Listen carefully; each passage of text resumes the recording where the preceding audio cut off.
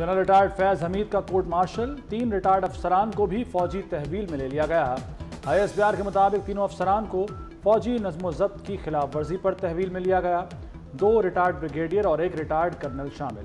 Retired افسران اور ساتھیوں سے تفتیش جاری، سیاسی گٹھ جوڑ کی تحقیقات ہو رہی ہیں۔ بریگیڈیئر غفار اور بریگیڈیئر نعیم کا تعلق چکوال سے ہے۔ دونوں ریٹائرڈ بریگیڈیئر جنرل فیض کے منظور نظر تھے۔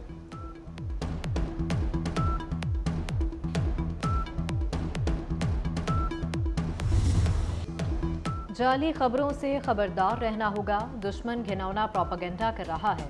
مقصد عوام اور فوج کا تعلق کمزور کرنا ہے۔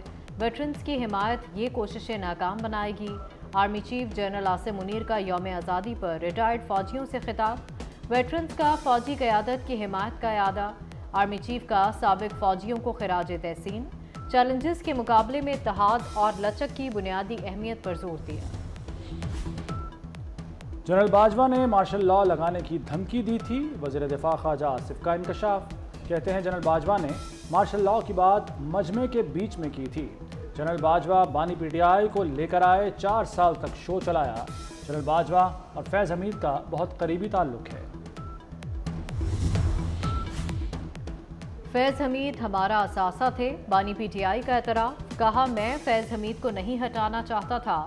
جنرل باجوہ نے اپنی ایکسٹینشن کے لیے فیض کو ہٹایا۔ فیض کی وجہ سے باجوہ سے تلخی ہوئی۔ PTI بھی فیض حمید کے دفاع میں آ گئی۔ اپوزیشن لیڈر عمر ایوب کی جنرل باجوہ پر الزامات کی بارش۔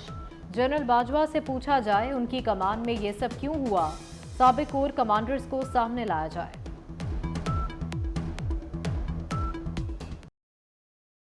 گرفتاریوں کا دائرہ فوج سے باہر بھی بڑھایا جائے گا، وزیر اطلاعات عطا اللہ تارڑ نے خبردار کر دیا۔ کہتے ہیں ملک کو عدم استحکام کرنے والے تمام افراد شکنجے میں آئیں گے۔ فیض حمید نے بانی کی خواہش پر اقدامات کیے۔ تحریک عدم اعتماد کے وقت بھی ان کا رابطہ تھا۔ گرفتار افراد اور انتشاری ٹولہ ملا ہوا تھا، بانی ان سب کو لیڈ کر رہے تھے۔ 9 مئی سازش کے تحت کیا گیا، بانی PTI ثانیہ 9 مئی کے ماسٹر مائنڈ تھے۔ ایک بدنام زمانہ شخص بھی سہولت کاروں میں شامل ہے۔ ثاقب نثار نے بھی سہولت کاری کی ہو تو گرفتار کیا جائے۔ وزیر اطلاعات سندھ شرجیل میمن کا مطالبہ۔ کچھ لوگوں نے عہدوں کی لالچ میں ملک کی سالمیت کو نہیں دیکھا۔ خواجہ آصف کی گفتگو کا پس منظر کچھ اور ہوگا۔ جنرل فیض کے معاملے کو سیاسی نہیں کہا جا سکتا۔ اسپیکر پنجاب اسمبلی ملک احمد خان کا موقف۔ کہا آرمی چیف کی تعیناتی کے بعد سارا منظرنامہ 9 مئی پر جا کر ختم ہوا۔ نواز شریف کا موقف واضح تھا، آرمی چیف کے لیے سینئر موسٹ کو ترجیح دی جائے۔ کچھ راز سینے میں دفن ہیں تو دفن ہی رہنے دیں۔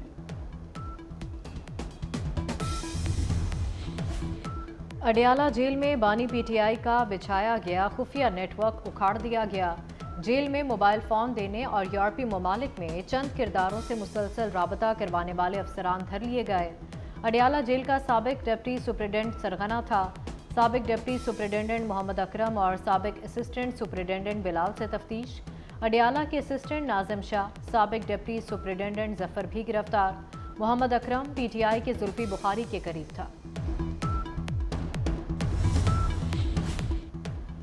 میاں نواز شریف کی زیر صدارت مشاورتی اجلاس، وزیراعظم شہباز شریف اور وزیر اعلیٰ مریم نواز کی بھی شرکت۔ عوام کو بجلی کے بلوں میں ریلیف دینے پر غور کیا گیا۔ نواز شریف نے کہا بجلی بل عوام کے لیے ناقابل برداشت ہیں۔ PTI کی لائی ہوئی تباہی عوام کے لیے مہنگائی لائی۔ عوام کو ہم سے ریلیف کی توقع ہے، یہ ہماری صلاحیتوں کا امتحان ہے۔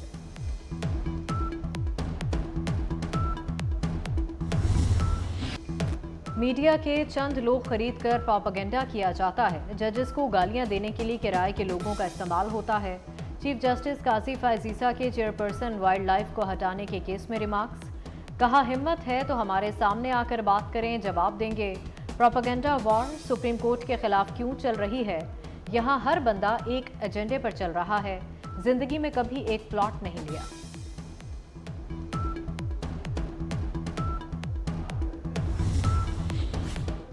تحریک انصاف میں تبدیلی کی لہر، حماد اظہر PTI پنجاب کی صدارت سے مستعفی ہو گئے۔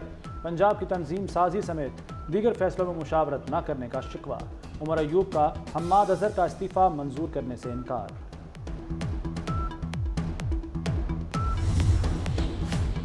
قومی ہیرو ارشد ندیم کے اعزاز میں آج GHQ میں خصوصی تقریب ہوگی۔ ارشد ندیم اہل خانہ کے ساتھ شریک ہوں گے۔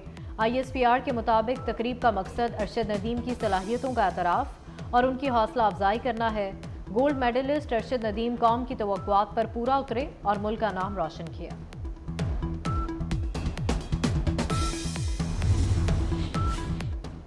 گولڈ میڈلسٹ ارشد ندیم پر انعامات کی بارش۔ وزیر اعلیٰ سندھ مراد علی شاہ نے قومی ہیرو کو 5 کروڑ روپے کا چیک دیا۔ کوچ کے لیے 50 لاکھ روپے کا اعلان۔ وزیر بلدیات سندھ کا کراچی کی ایک سڑک ارشد ندیم کے نام سے منسوب کرنے کا اعلان۔ انڈس موٹرز کے CEO علی اصغر جمالی ارشد ندیم کو گاڑی دیں گے۔ شرجیل میمن نے کہا کہ ارشد ندیم کو مرضی کا نمبر ملے گا۔ ناصر حسین شاہ کا ارشد ندیم کی والدہ کو بھی گاڑی دینے کا اعلان۔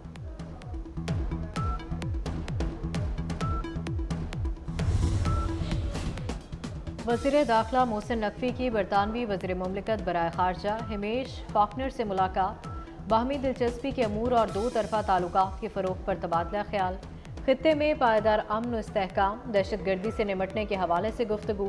محسن نقوی نے کہا، دہشت گردی سے نمٹنے کے لیے برطانوی تعاون کا خیر مقدم کرتے ہیں۔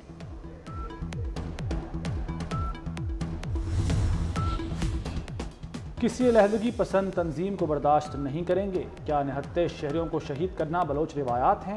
وزیر اعلیٰ بلوچستان سرفراز بگٹی کی پریس کانفرنس۔ کہا، ڈپٹی کمشنر ذاکر بلوچ کو بے دردی کے ساتھ شہید کیا گیا۔ کالعدم تنظیم کے افراد مین روڈ پر آ کر شہریوں کو شہید کرتے ہیں۔ ہوشاب کالج کو شہید ذاکر بلوچ کے نام سے منسوب کرنے کا اعلان۔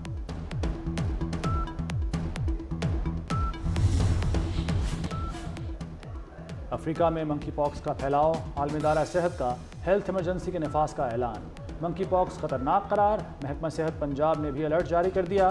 ڈسٹرکٹ ہیلتھ اتھارٹیز کو ایئرپورٹس انتظامیہ کے ساتھ رابطے میں رہنے کا حکم۔ مشتبہ کیسز کو اسپتالوں تک پہنچانے کے انتظامات کی ہدایت۔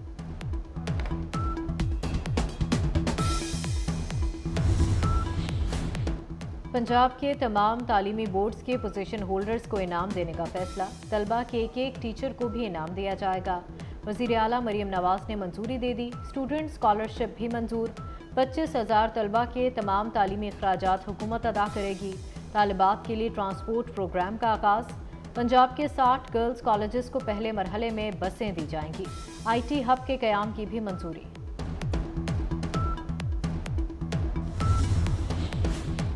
ملک میں انٹرنیٹ کا بھٹا بیٹھ گیا۔ ویڈیو تو دور کی بات، تصویر ٹرانسفر کرنا امتحان بن گیا۔ ای کامرس سے منسلک 40 لاکھ سے زائد افراد کا روزگار داؤ پر لگ گیا۔ IT ماہرین کا کہنا ہے کہ بڑے بڑے online platforms Pakistan کو خیر بات کہہ رہے ہیں۔ وزیر مملکت IT کا سست انٹرنیٹ کا نوٹس، کمپنیوں اور PTA سے رپورٹ طلب کر لی۔ پوری دنیا میں حکومتیں فائر وال لگاتی ہیں۔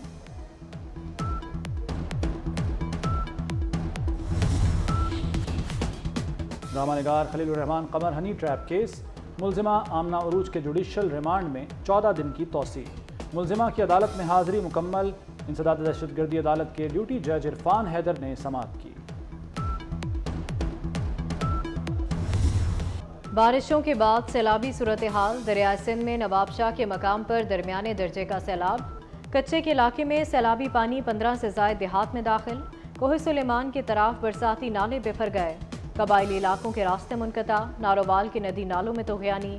سینکڑوں ایکڑ پر کھڑی فصلیں زیر آب آ گئیں۔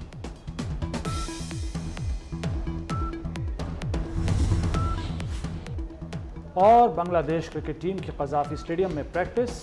بیٹنگ، بالنگ اور فیلڈنگ کی مشقیں کی۔ آج پریکٹس کا آخری روز ہوگا۔